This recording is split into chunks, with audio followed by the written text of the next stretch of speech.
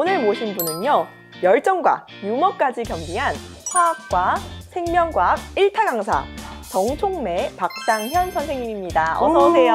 네, 반갑습니다. 아유, 어서 오십시오. 네. 함께 선택하면 좀 서로 시너지를 발생할 수 있는 그런 과목의 조합이 있을까요? 시너지 발생할 수 있는 조건으로 따진다면 물리하고 지구과학이죠. 또는 물리, 화학도 시너지가 나올 수 있습니다.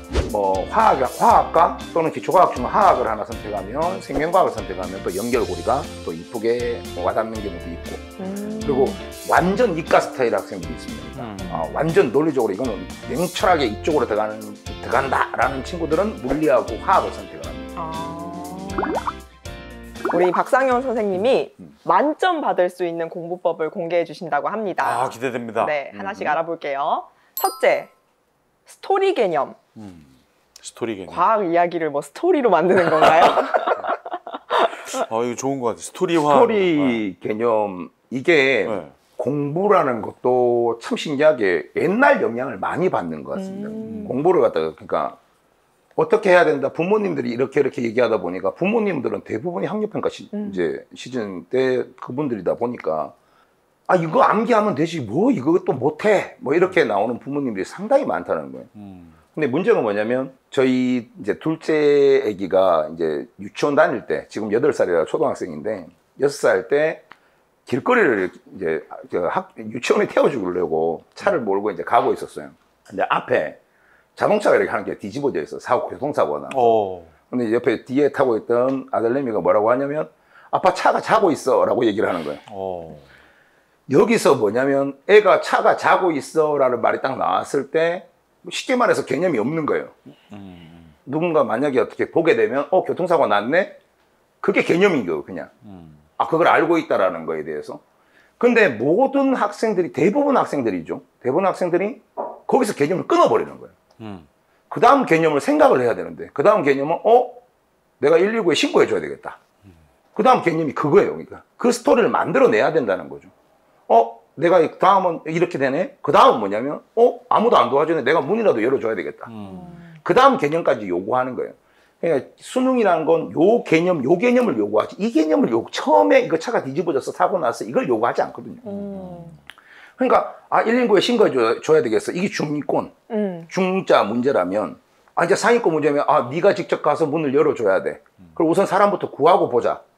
가 돼야 된다는 것까지 이렇게 연결이 돼야 되는데, 그러면 요 연결된 개념을 보통 스토리 개념이라고 부르는 거예요. 어떤 하나의 내용이 있으면 그게 어떻게 파생돼가 나가더라라는 까지가 개념인데, 학생들이 진짜 개념 자체를 여기에 교과서에 나오는 요게 개념이야 라고 잘못 잡고 있다 보니까 확장성이 부족해지는 거죠. 그러면 수능 문제 같은 걸 맞닥뜨리면 못 풀게 되는 거예요. 그럼 왜 자꾸 해도 안 되지 라는 생각을 하는데, 그걸 보통 학생들을 보면 다 그런 식으로 닫혀 있더라고요. 이걸 열어야 된다는 겁니다. 그래서 그 스토리 개념 자체의 의미가 이런 개념이 여기 있으면 다음 단계는 이렇게 연결되고 그 다음이 이렇게 연결되더라 라는 것을 정리해 두는 작업을 해야 된다는 거. 그걸 어떻게 할 수 있나요? 뭐 다른 도서를 더 봐야 되나요? 아니죠. 이제 기출 문제 같은 것들을 많이 좀 보다 보면은 몰라도, 그러니까 초기에 1회도 갈 때 해설지 안 보는 친구 없을 거예요. 다들 볼 겁니다. 그러면 해설지를 읽다 보면 과탐 같은 경우에 특이하게 공통적인 이야기들이 되게 많아요. 요 얘기를 물었을 때 그 다음 단계가 뭐 나가더라라는 것들이 되게 많습니다. 그럼 그걸 정리를 해야 되는데 안 하는 거예요. 그냥 해설지 보고 끝. 그리고 나는 공부했어라고 착각을 하는 거죠. 그럼 성적이 안 나올 수밖에 없는 겁니다. 딱 그게 이제 그 스토리 개념을 연결 지으면서 만들어내는 작업을 하면 상당한 수준으로 올라가죠. 그럼 기출 분석을 하면서 이제 이런 개념이 나왔을 때 이런 개념으로 이어지고 또 물어보더라 이런 거를 정리를 해야 되는 거군요. 그러면 이제 이런 얘기들을 많이 해요. 제가 저한테 어떤 얘기를 많이 하시냐면, 기출 문제를 못 푸는데 그럼 어떻게 해야 되냐. 답이 있습니다. 왜냐하면 지금 인터넷 3사 다 들어가 봐도 기출 강의 다 무료로 가고 있거든요. 해설지를 몰라도, 그럼 만약에 화학이다. 제가 화학이니까 화학이다. 그럼 화학 선생님 다 골라가 보는 겁니다. 한번. 똑같은 풀이를. 그러면 그 선생님들이 똑같이 하는 말들이 있어요. 근데 꼭 이것만 나오면 똑같이 얘기하더라라는 게 있습니다. 아. 그런 것들을 연결시켜 놓는 겁니다. 그런 걸 연결시켜 놓으면 다음 단계 넘어가기 편하겠죠. 네, 그런 식으로 공부를 하면서 처음에 조금은 아, 내가 스토리를 만들어서 다음에 이렇게 접근해 봐야 되겠다. 이걸 갖다가 좀 정리를 해 놓고 가는 게 성적 향상에는 최고의, 제가 지금까지 본 걸로는 거의 최고였다고 보시면 됩니다. 아.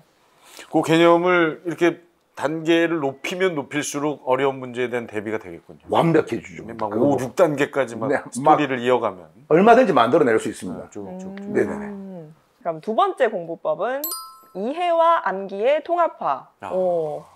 보통 학생들이 공부를 할 때 참 저는 재밌는 걸 많이 봅니다. 이과 성향의 학생들은 전 암기가 싫어요. 이게 제일 먼저고요. 아, 맞아요. 더 웃긴 건 제 앞에 와서 하는 얘기예요, 학생이. 저는 아주 그것도 당당합니다. 엄마도 옆에 있는데 아주 당당하게 얘기를 합니다. 저는 암기가 싫기 때문에 이과로 왔습니다. 그래서 제 입에 탁 튀어나온 말이 한마디, 너 공부 못하지? 그러니까 엄마하고 애가 둘 다 빨개진다, 얼굴이. 애가 그럼 오늘 네가 공부 못하는 이유를 찾았네. 라고 애가 가만히 있습니다. 이게 뭐냐면 아, 이과는 이해를 해야 되고 문과는 암기를 해야 되고 그런 거 절대 아니거든요. 그거부터 여기 뭐 이 방송을 시청하시는 학부모님들이 먼저 깨달았으면 좋겠어요. 이게 보통 아까도 말씀드렸지만 학부모님들 이게 학력고사 시대 때 이 학부모님들 보시면 죄송합니다. 아니요, 이제 괜찮아졌어요. 네, 마음껏 얘기하세요. 네. 저 학력고사 출신이에요. 네.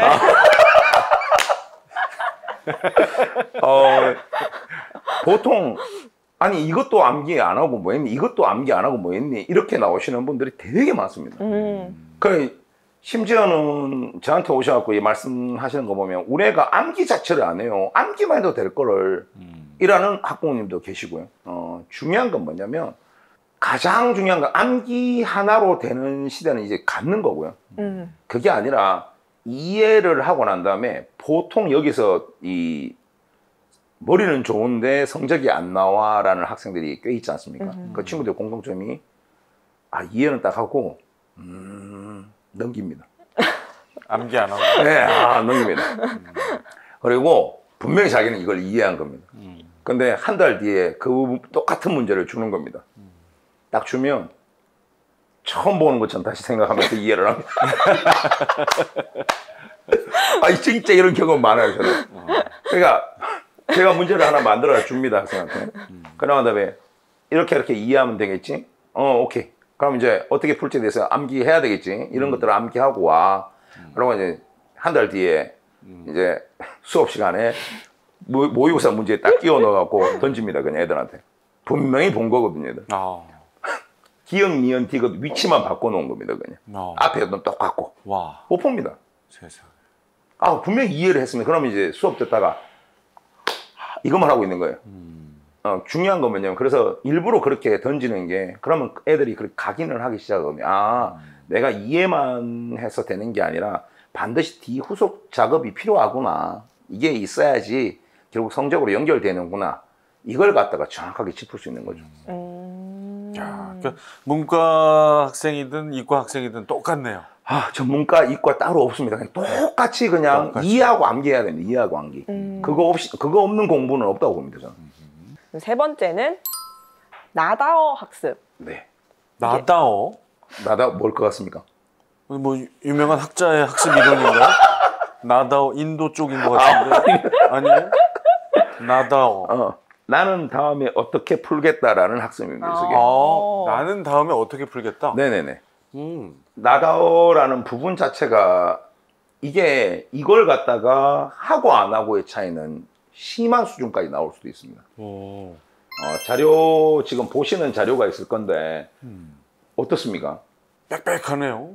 네, 근데 저 위에 검은색 보면 내가 한 생각하고 밑에 내가 놓친 생각 그리고 뭐 명시하지 않은 생각이라고 쭉 적히지 않습니까? 저 검은색 글씨 자체가 전부 다 이제 자기가 생각한 거예요. 이렇게. 배운 걸 갖다가 이렇게 생각하자. 이 글자 보면 이걸 떠올리고 이 글자 보면 이걸 떠올리면서 갖는 거예요.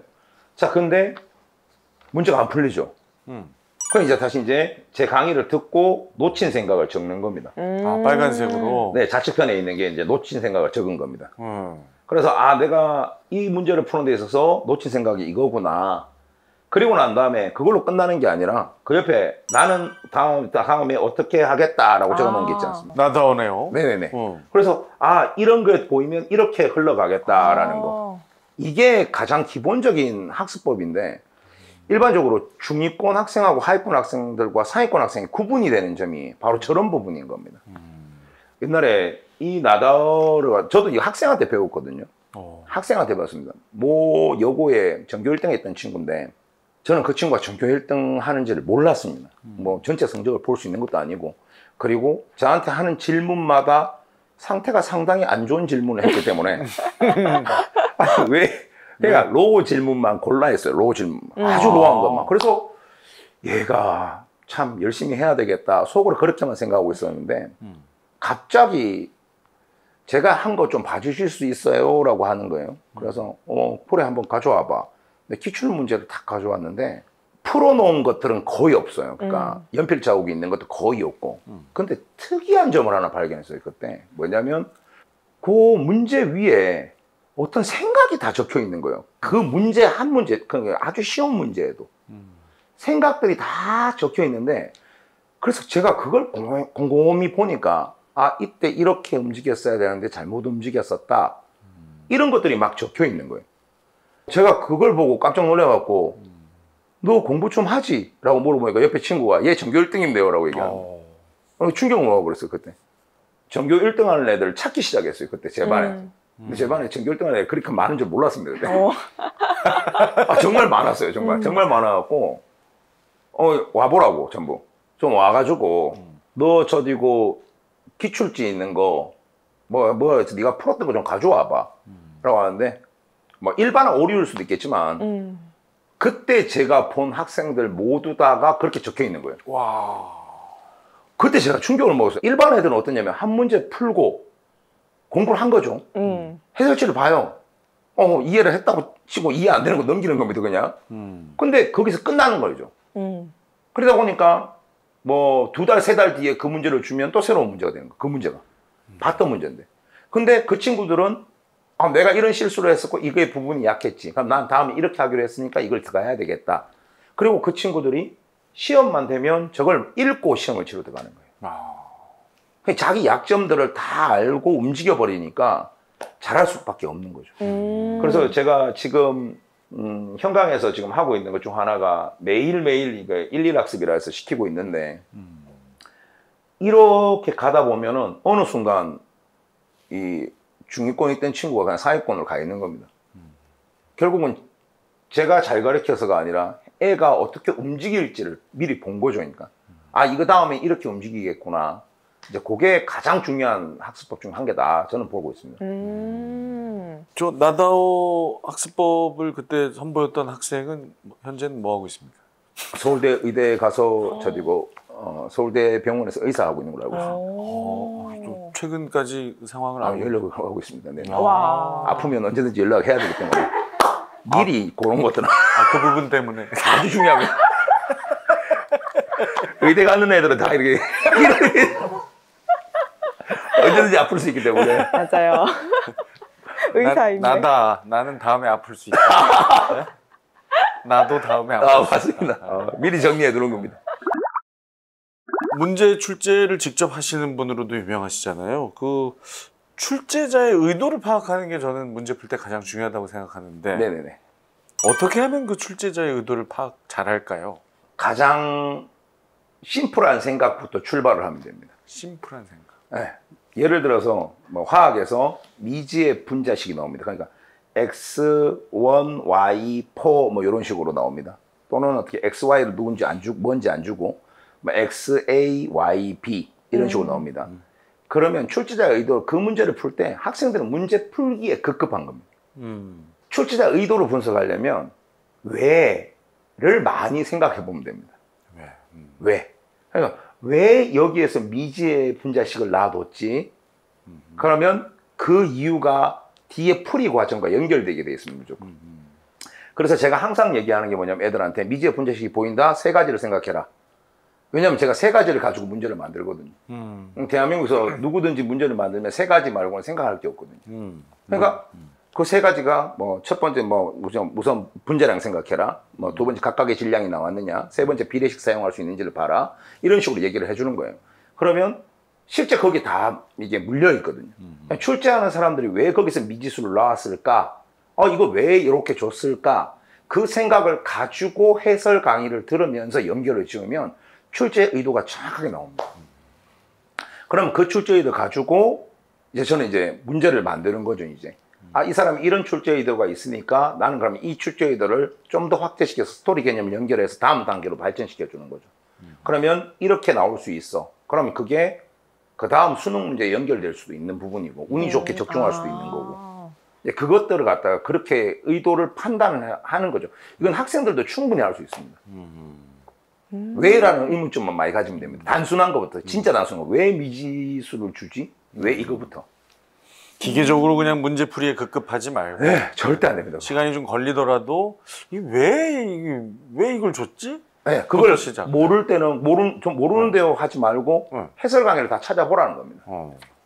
어떤 선생님 해설 강의든 그럼 풀이 과정 내에서 그 부분이 나오게끔 되어 있습니다.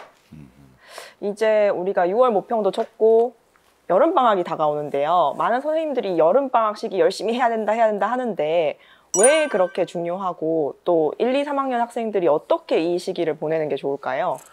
이 여름방학이 학생들의 조금이나마 인생을 바꿀 수 있는 터닝 포인트가 되지 않을까라고 보거든요. 그 정도? 네, 그 정도로 중요한 게 여름방학, 짧은 여름방학이지만 여기서 많은 것들이 바뀐다고 봅니다. 우선 1, 2학년하고 3학년 나누기 전에 제가 꼭 이제 이런 얘기를 합니다. 3학년들한테 하는 얘기가 뭐냐면 공부를 잘하려고 하지 말아라고 합니다. 저는 공부를 잘하려고 하지 말고 네가 정말 못하는 걸 한 번이라도 뚫어보려고 해라. 그 시간적인 여유가 이게 열려지는 공간이 그때가 바로 여름방학이거든요. 그래서 1학년, 2학년 같은 경우는 어떻게 하는 게 가장 이쁘게 공부하는 거냐. 보통 부모님들 생각에는 선행을 해야 되고 뭔가 좀 더 앞서 나가야 되고 그럼 우리 애가 괜찮을 거야. 그건 이제 학원에 돈 갖다 주는 거죠. 일종의.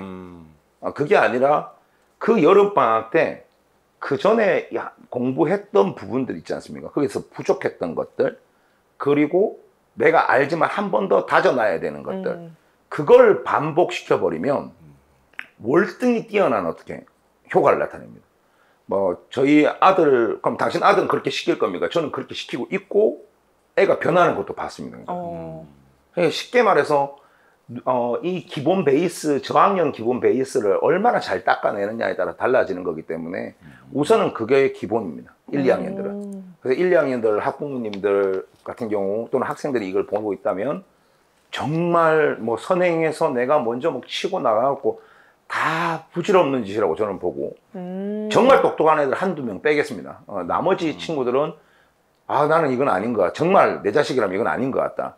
중요한 건 뭐냐면 네가 부족했던 부분들 메꾸고 채워넣고 그리고 한 번 더 다지는 역할을 시간대를 가졌으면 좋겠다. 1, 2학년들 3학년들 같은 경우는 이제 아까도 말씀드렸다시피 제가 공부를 갖다가 무조건 잘해야 된다. 공부 잘한다고 무조건 잘 산다. 이런 법칙은 없지 않습니까? 근데 정말 제가 항상 하던 얘기 중 하나가 유일하게 내가 못하는 걸 한번 극복해 본다. 그게 나중에 애들 인생 사는데도 참 좋다고 저는 보거든요. 힘든 일이 있을 때 극복도 될 것이고. 지금 요 여름방학 기점으로 아예 성적이 하위권에 머물고 있는 친구들이라면 물론 다른 것도 과목도 해야 되겠지만 특정 한 과목을 잡아서 그 성적이 정말 올라가는지에 대해서 열심히 한번 해보라는 겁니다. 그런 시간을 가졌으면 좋겠고 중위권, 상위권 고3 학생들이라면 지금 이 시점부터는 문제를 갖다가 정말 많이 푸는 단계 거기서 이제 분석을 많이 하는 단계로 이번 여름방학을 보내야 될 겁니다. 그러면 중상위권 학생들한테는 그게 도움이 클 거고 하위권 학생들한테는 철저하게 극복하는 걸로 내가 지금 5등급이다. 그러면 내가 3등급까지는 가겠다. 그러면 정말 그 암기해야 될 부분들 이해하면서 빨리 암기하고 그런 상황을 좀 만들어 줄 수 있는 시간을 가졌으면 좋겠다. 저는 그렇게 보고 있습니다. 고3의 경우에 그 문제 풀이 시간을 많이 가졌으면 좋겠다. 그 문제 형태는 그러면 뭐 기출이 좋을까요? 아니면 뭐 모의고사 형태가 좋을까요? 그냥 안 가려야 되겠죠. 지금은 잠깐만 처음 시작을 이제 시작하겠다라고 한다면 많은 문제를 풀 자신이 없다. 만약에 있는 친구와 없는 친구가 있지 않겠습니까? 그렇다면 만약에 많은 문제를 풀 자신이 없다. 그러면 하루에 EBS 몇 문제, 그리고 뭐 기출 몇 문제, 그리고 사설에서 만들어낸 문제 몇 문제 정해놓고 차라리 그걸 꾸준하게 가져가 버리는 거. 그리고 그게 아니라 아예 뭐 상위권이라면 그냥 대놓고 달리면 됩니다.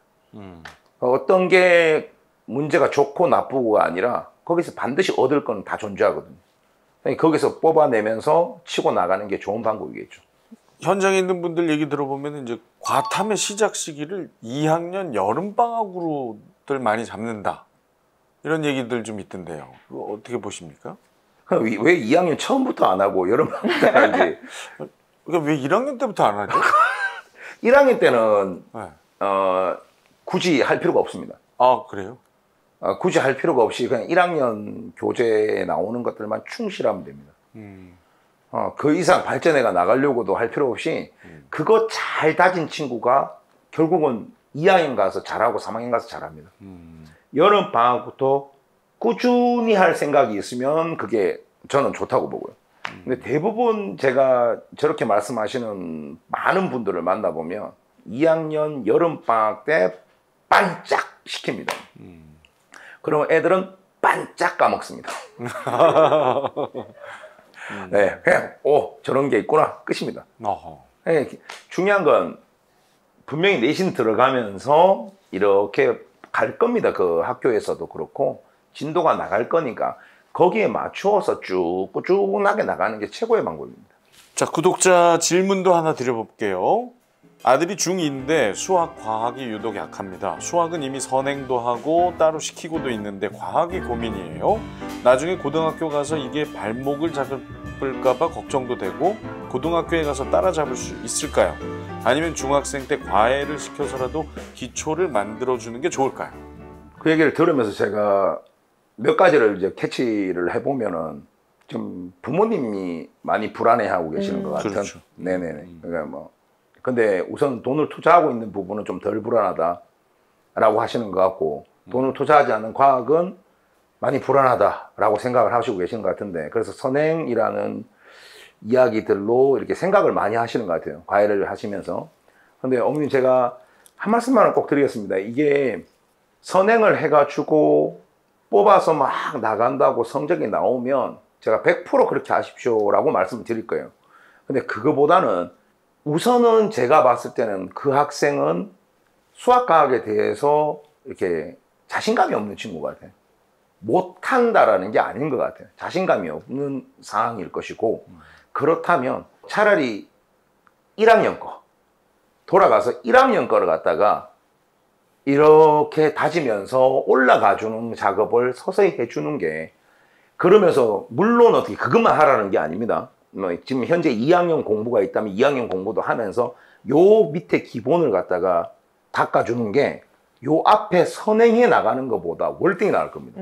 만약에 선행해 나가는 순간부터 애는 수학하기 싫을 겁니다. 왜냐하면 이해를 못하고 갈 건데 그걸 학생 입장에 좋아하겠습니까?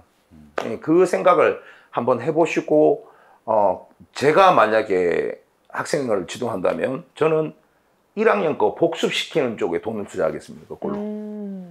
그럼 우리 선생님 마지막으로 우리 학생들과 학부모님들께 조언 한마디 해주실 수 있을까요?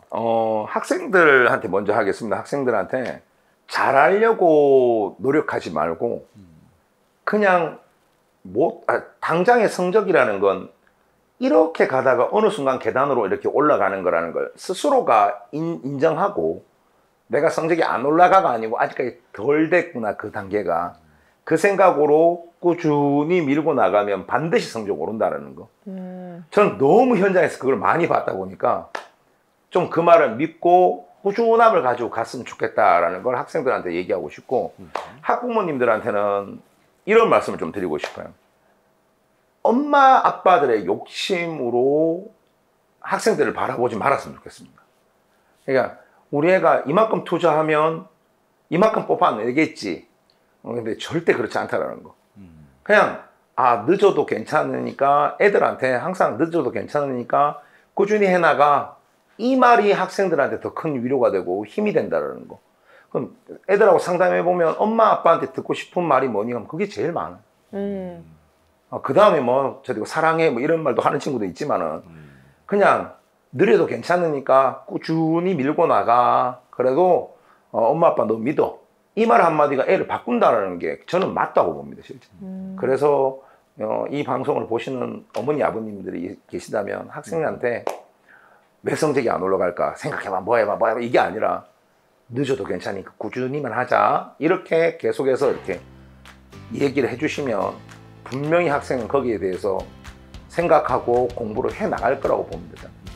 네, 오늘 우리 선생님 만나 뵈니까 왜 학생들이 정총매 했는지 알 것 같아요. 쏙쏙 스며드는 정보와 말씀 잘 들었습니다. 고맙습니다. 감사합니다.